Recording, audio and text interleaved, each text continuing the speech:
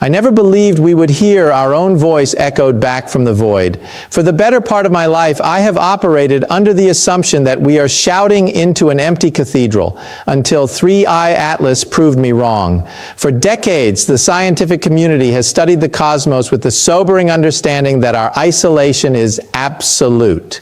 We send radio waves, television broadcasts, and digital signals, all of it streaming outward at the speed of light, hoping someone, somewhere, might be listening. We have operated under the assumption that this conversation is one-sided, that we are alone in our cosmic soliloquy. 3I Atlas has shattered that assumption. Before we begin this journey into the unknown, I need you to do something for me. Comment your city name below and tell me, have you noticed anything unusual in the night sky recently? Any lights that move differently than planes or satellites? Any stars that seem to pulse with a rhythm that feels artificial? NASA is quietly monitoring reports from civilians across the globe, and your observation may be more important than you realize. My name is Dr. Michio Kaku, and what I am about to share may change the way you see humanity's place in the universe forever.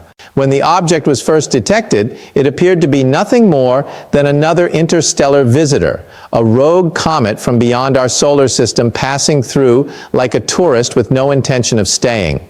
The astronomical community cataloged it, tracked its trajectory, and prepared to watch it fade back into the infinite darkness from which it came. It was moving fast, far too fast to be gravitationally bound to our sun. Its path was hyperbolic, meaning it would swing past us once and never return. We thought we understood what we were looking at, but in the weeks following its closest approach to Earth, something happened that has kept me awake for longer than I care to admit. Something that has divided the scientific community into factions of silence, skepticism, and sheer existential terror. 3I Atlas began transmitting. Not random noise, not the electromagnetic whispers of a comet's coma interacting with solar wind.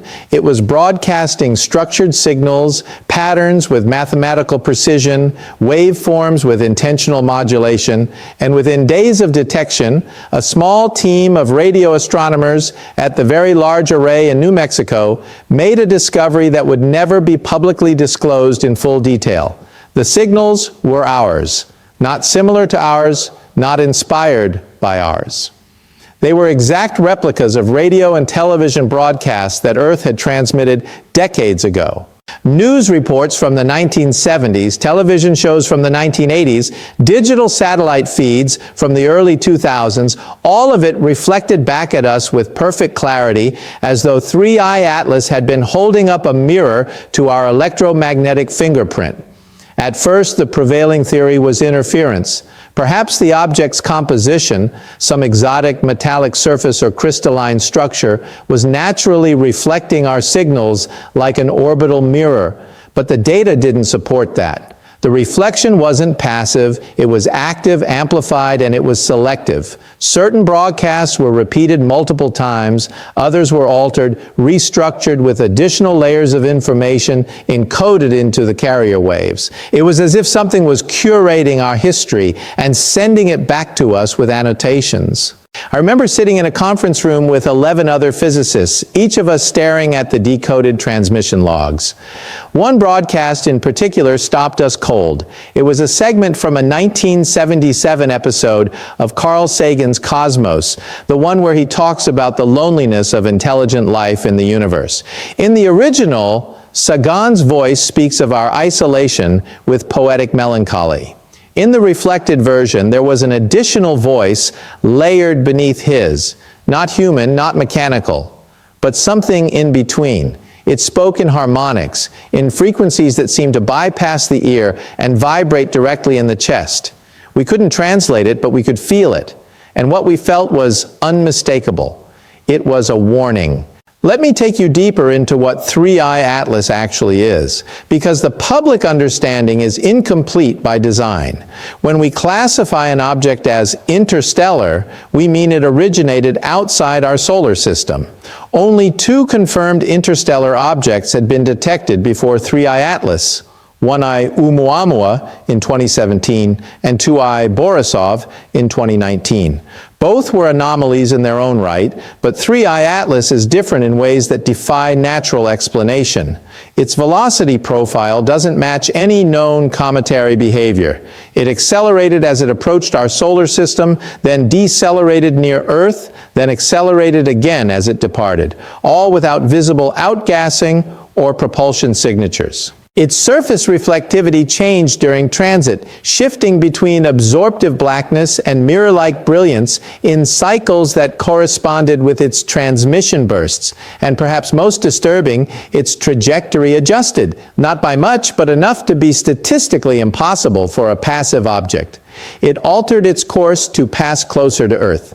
NASA will not confirm this publicly, but the trajectory data is available to anyone with access to the Minor Planet Center's database. If you overlay the initial predicted path with the observed path, there is a deviation of approximately 2 million kilometers, a margin that cannot be explained by gravitational perturbation or solar wind alone. Someone or something piloted that object into our neighborhood.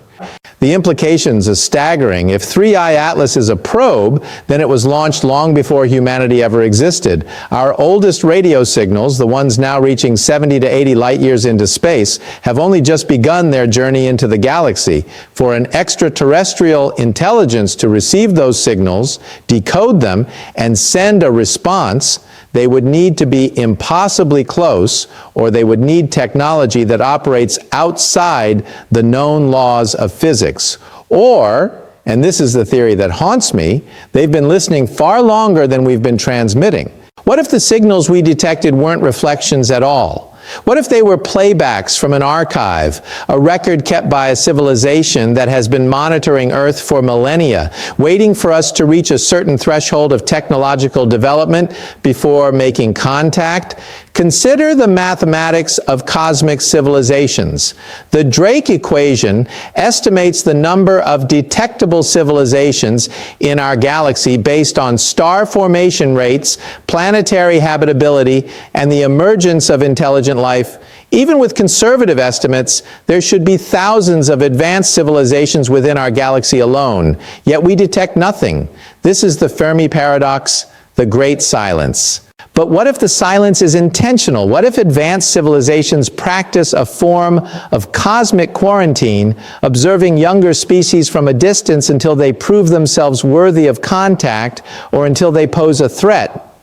3I Atlas may be the first evidence that we've crossed a threshold. The reflected broadcasts weren't random.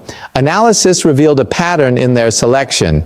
Every transmission that was echoed back dealt with themes of war, environmental destruction, nuclear capability, or artificial intelligence. We heard news footage of Hiroshima, documentaries on climate change, debates about autonomous weapon systems, even fictional content, films and television episodes that depicted humanity's self-destructive tendencies. It was as if we were being shown a mirror of our darkest impulses. And then buried within the final transmission burst before 3I Atlas exited the solar system, we found something that shouldn't exist, a mathematical proof, not in binary, not in any human language, but in pure symbolic logic, a proof that addresses the incompleteness theorems of Kurt Gödel, extending them in ways that suggest the existence of computational systems far beyond anything we've conceived. Whoever sent this understands mathematics at a level that surpasses our greatest minds, and they embedded this proof within our own broadcasts as if to say, we know what you're capable of, and we know what you're becoming.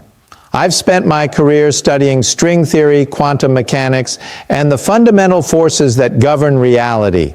I've always believed that the universe operates on principles of logic and order, but 3I Atlas has introduced a variable I never accounted for, the variable of intent.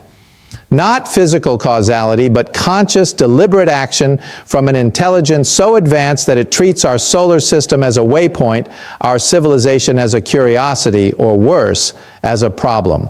There's a concept in astrobiology called the great filter.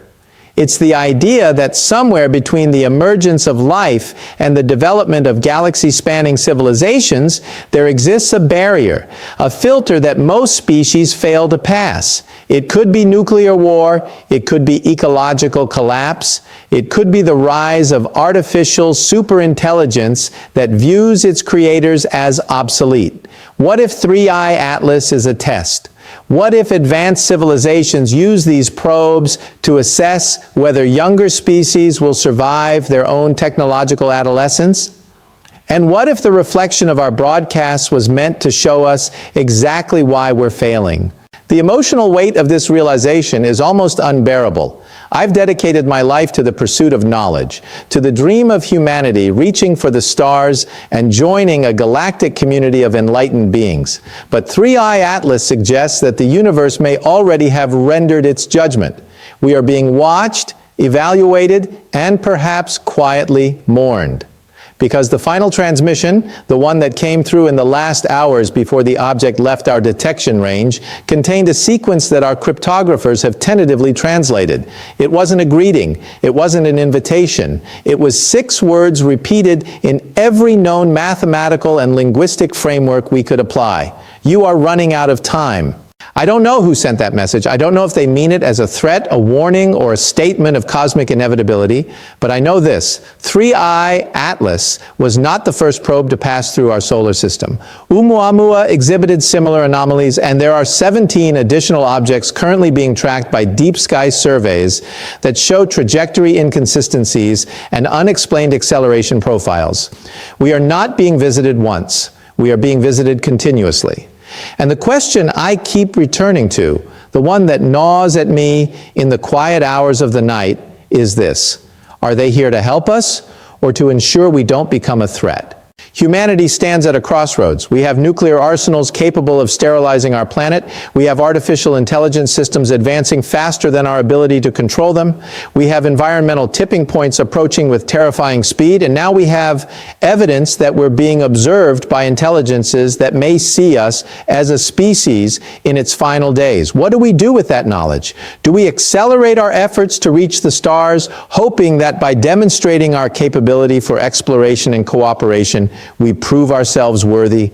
Or do we turn inward, addressing the existential threats we've created for ourselves before we're judged too dangerous to exist? I've spoken with colleagues who believe we should broadcast a response to 3i Atlas, a message of peace, of our desire to learn and grow. Others argue that any response is reckless, that we should remain silent and hope we are beneath their notice. And a small, quiet faction believes it's already too late, that whatever judgment was rendered, it was rendered long ago. And what we're witnessing now is simply the documentation phase, the recording of a species before its extinction. I don't have answers. I have data, theories, and an overwhelming sense that the universe is far stranger and more dangerous than I ever imagined. But I also have hope, because if there's one thing that defines humanity, it's our refusal to accept inevitable endings. We are a species that looks at extinction and says, not yet. Maybe that defiance is what they're looking for. Maybe that's the variable that determines whether we pass the filter or join the countless silent civilizations that came before us. Follow this channel as we continue decoding the universe's final warnings, because what comes next, what we discover in the signals still being analyzed, in the objects still approaching, will define not just our generation, but every generation that may or may not follow. I'll leave you with this question, and I genuinely want to hear your thoughts in the comments below. If an advanced intelligence is watching us, judging us, deciding our fate, what would you want them to see? What single achievement, what moment in human history would prove that we deserve to survive? Think carefully, because somewhere out there in the cold vastness between stars, something is listening, and it is waiting for our answer.